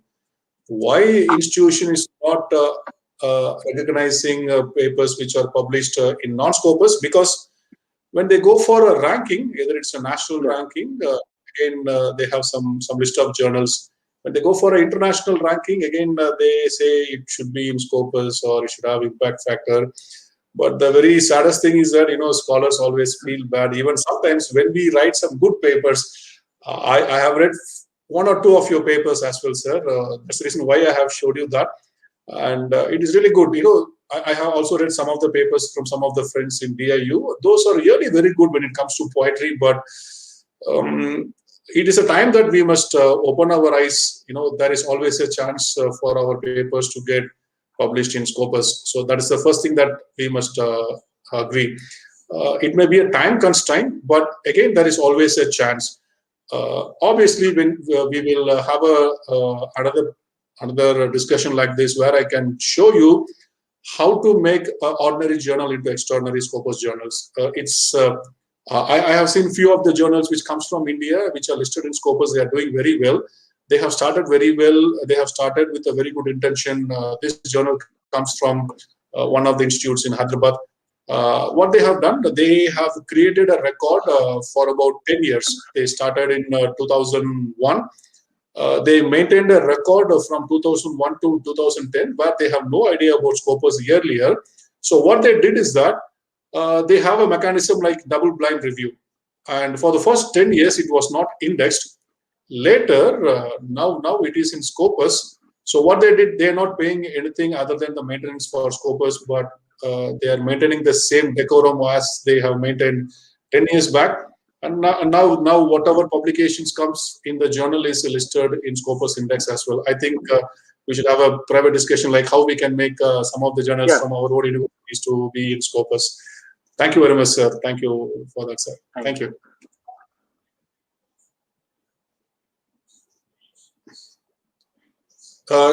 Sham, sir, your microphone is muted. Can I help? Have some help? Microphone is not working. Okay, now it's working, sir. It's working now.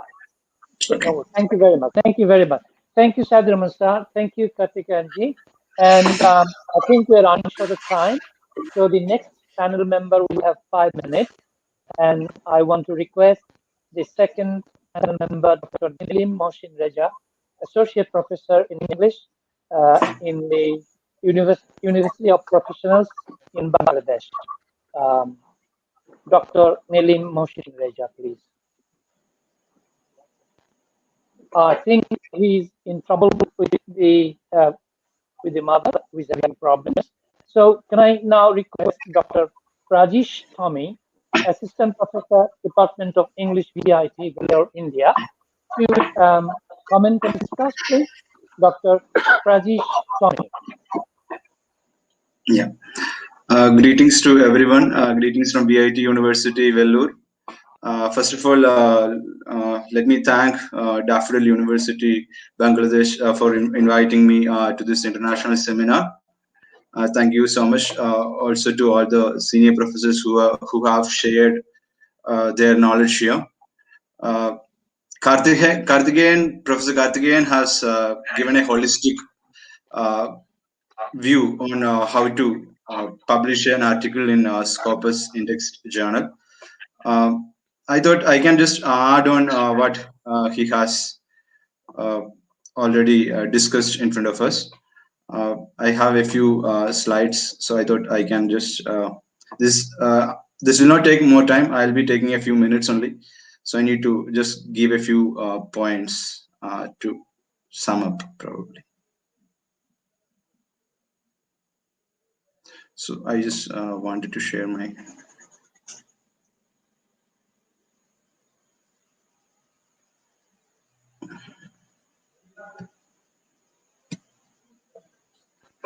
So a few points to be we have already discussed in length by Professor Karthikeyan. I hope the slides are visible.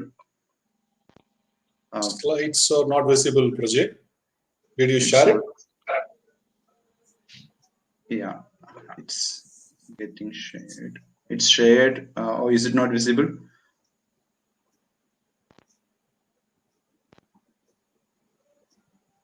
No, it's not, Rajesh. It's all right. You can just talk if it is. Yeah, sure. Yeah.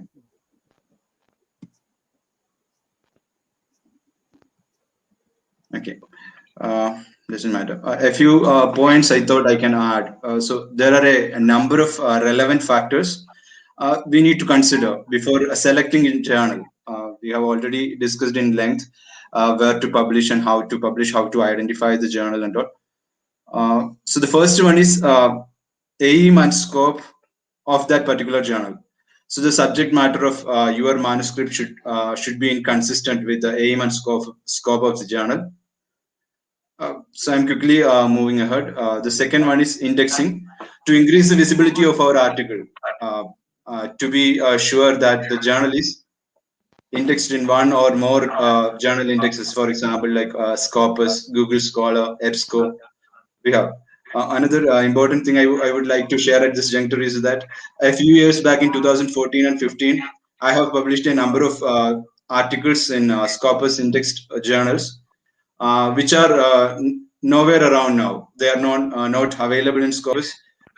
They have been all removed by Scopus indexing for various reasons. Either they are predatory journals, or for other reasons they have discontinued from Scopus. The third point which I wish to tell you is we need to look at the impact factor. Journals with high impact factors often have more visibility, as we know already. We have discussed. Then the fourth point I should tell you is like the circulation count. Certain journals are limited in circulation. Certain journals are widely available internationally. So the circulation count matters a lot. Then we could also think about the acceptance rate. A journal's acceptance rate refers to the number of manuscripts accepted for publication. If the acceptance rate is high, there is a higher chance for getting accepted. If the acceptance rate just before Karthikeyan sir was showing us 7% of acceptance rate for a particular journal, which means there is a very rare chance that our article is going to get out of 100. Only 7 articles will be getting published. Then we need to also look at the editor and editorial board. If the editor and the editorial members are well-known people and respected in the society or internationally, then there is a higher chance that our article will get more visibility, more discoverability. Right. And another key important step is that we need to go through the author guideline manual before start writing our manuscript. Then I would also like to tell a few more points, like we have already seen around 400 journals listed in Scopus from English literature and language teaching, of which I have selected the top 20 based on its citation score, also based on its impact factor. So based on the citation score, the top 20 journals are like, the first one is English for specific purposes. There are a number of journals with the same title English for specific purposes. Many of them are predatory journals, some are not predatory journals. So only based on its ISSN number. So just before we had a discussion on predatory journals. So in order to identify the right journal, probably we can, this ISSN number is the unique number. So based on this ISSN number, if you know the ISSN number, we can correctly identify the right journal. So the topmost English journal for ELT is English for specific purposes. It's published by Elsevier and its site score is 3.9, and it has a good impact factor. And this is probably the highest impact factor for an English journal, that is 2.612. And we also have an indexing, SCI indexing, social science indexing. Karthikeyan sir is in between told us that. I'll quickly read out the titles of the journals. If at all someone is wishing, you can quickly note it down. The second one is Journal of English for Academic Purposes. It's again Elsevier. Site score is 2.8. Impact factor also it has. Again, the third one is Research in the Teaching of English. Its site score is 2.5 and impact factor is 1.818. This is published by National Council of Teachers of English. The fourth one is College English. Again, this is published by National Council of Teachers. I have a lot many information like ISSN and what are the key areas that they are covering with, but due to lack of time. The fifth one is Journal of English as a Lingua Franca, published by Walter de Gruit.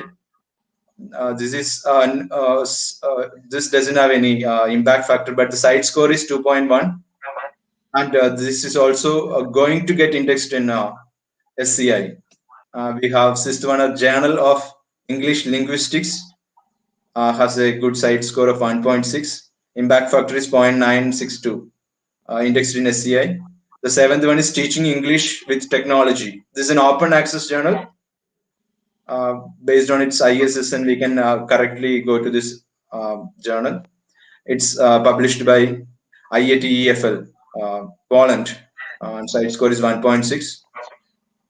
Again, we have English in Education, published by T&F, Taylor and Francis.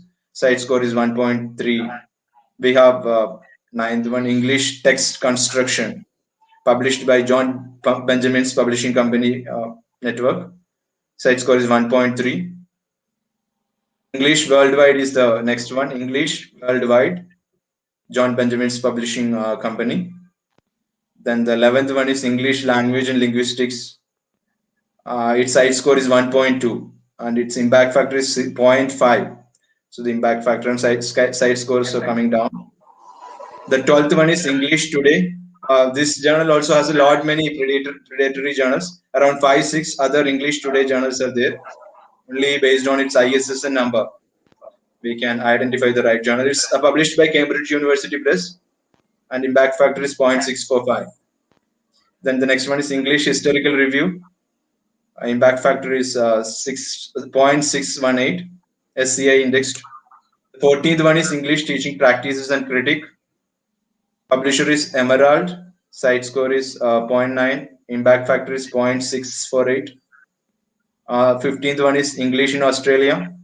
Australian Association for the Teaching of English is the publisher. This has site score and impact factor. Impact factor is 0.2, SCI. Then the 16th one is Changing English.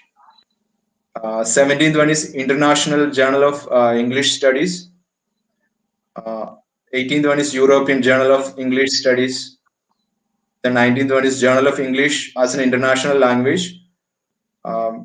This is yearly publication. We have already, Professor Karthikeyan has discussed about yearly publication. Site score is 0.6 and no impact factor. And the 20th one is English Teaching and Learning. This is published by Springer Nature. These are the top 20 list. This is also the recent list which I have taken from the source that Professor Karthikeyan has just shown before from that Excel sheet. That's it. With this, I thought I can just conclude my session. I think guys can. Thank you. Thank you, Dr. Prajesh Tabi. And Thank if you. Kartikan wants to respond to any comments on the chat box, that's a later point. But before that, I think we should be looking at the time.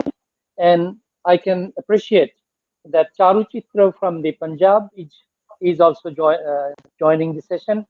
Our own Shushmita Karmakar from Hyderabad has also joined, I know. And those who have joined the session for this long time, we do appreciate, and I hope they are going to take away many good, useful information and ideas for their future publications. And before I conclude the session, I would like to present the head of the Department of English. Sir, Nilim Mohsin Reza sir is here. Okay, Yes. I'm sorry. Nobody. I thought he went to the hospital for his mother. Anyway, so we must allow him 6 minutes. Nilim, if you can contribute for 3 minutes, you are welcome, please.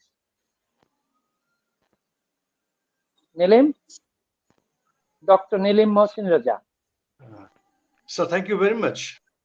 Yeah. At first, I want to express my great sorrow. Am I audible? Am I audible?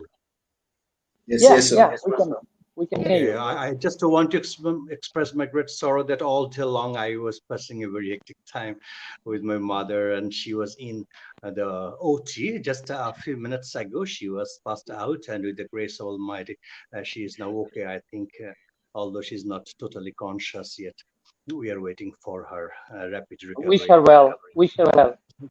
Thank you, sir. Thank you.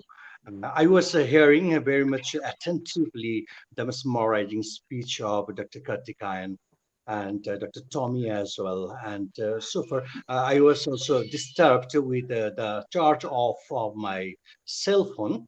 And for a few minutes, I missed a little bit of the lecture of Professor Sadir Rahman sir also. But I could be able to hear the speech and the presentation slide share of Dr. Kartikayan. And we know that nowadays publications in the Scopus journal is very much significant, and it carries a lot of values and significance as well.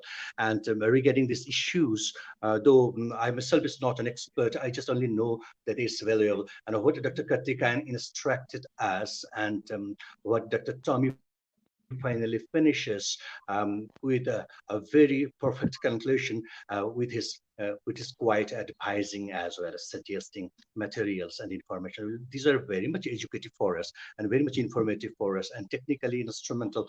And I think that these things all are well appreciable. I appreciate their effort and I appreciate their hard tasks and the time they consumed for us. I want to offer my heartfelt thanks to the Department of Daffodil International University's English Department, head of the department, Dean Sir, Professor Shamsov Sir. I want to express my heartfelt gratitude to Dr. Kartikayan, Dr. Tommy, and Dr. Sadir Rahman Sir. Thank you very much. Thank you all. We are actually greatly contributed. Thank you very much. Thank you, Dr. Mohsin Reza. I'm sorry for your mother, but I hope she'll get well soon. We do pray for her as well. I must take a minute or so to say thank you to Dr. Binoy Bowman, Nahid Kaisar, and Samin Sir, Salman Mustafizur Rahman Samin, who have been guarding me outside this studio for 3 hours almost, leaving their family at home. Thanks to all these colleagues, good colleagues, and thanks to those who have joined for 2 hours and a half kind of time to be briefed and to be enriched in their knowledge of publication and writing journal articles. Now, I would like to present our head of the department,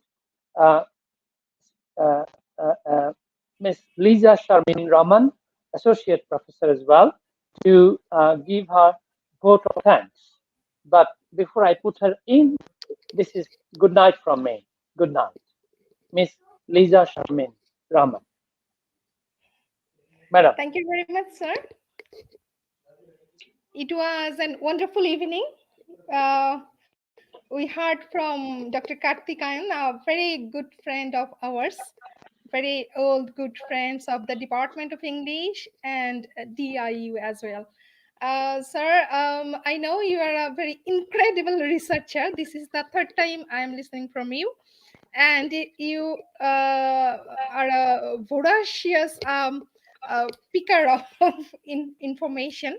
So we have so many insightful information from your research, and the presentation you have presented today was very unique in a sense that we actually project on two specific domain. Number one, writing a paper, writing a research paper, preparing a research paper, and then to search a suitable journal to publish it. We have very insightful address from you. We are very grateful to you, and you have uttered of stating conference perhaps, and followed by a publication in Scopus Index Journal. And I can assure you that from DIU, at least you will have at least 10 research articles. We are very serious about publishing in Scopus Index Journal, and Sadhu sir has essentially quoted the proverb publish or perish in the world of the research. I think this proverb has eventually become publish in the Scopus Index Journal or perish. Who knows, sir? So I'd like to thank our Professor Dr. Saidur Rahman sir for sir's reference of Jawaharlal Nehru University, and then Dr. Mohsin Reza sir. Sir has contributed his part being at hospital with his mother, and we have all the best wishes for auntie. And Dr. Projesh, your if there is any interest of you in ESP, as I have come up from your speech and etc. referencing, that I have a good news also for you. That is, we are perhaps I'm announcing this from Saidur Rahman sir, that perhaps sir is going to organize a conference on ESP, English for Specific Purposes. So I'll let you know. Sure, And sure, ma'am. it was wonderful actually. And I'd like to thank Dr. Shamsul Haq sir, who took all the pain, all the tear and toil to arrange such a wonderful evening for the researcher. Our colleagues, some students are also very much interested in research, and they are working very seriously on it. And the students actually are enjoying the session very much, and our colleagues are there, and we can see the Facebook live was very lively. They are commenting there, and they are participating. So I'd like to thank Dean Sir, our colleagues, our students, and most importantly, we have our campus TV team with us, and International Affairs of DIU. Thank you very much for creating this evening so intellectually so significant. Thank you very much. Thank you. Again, thanks to all of you. A lot of gratitude. Good night. Thank Thank you. you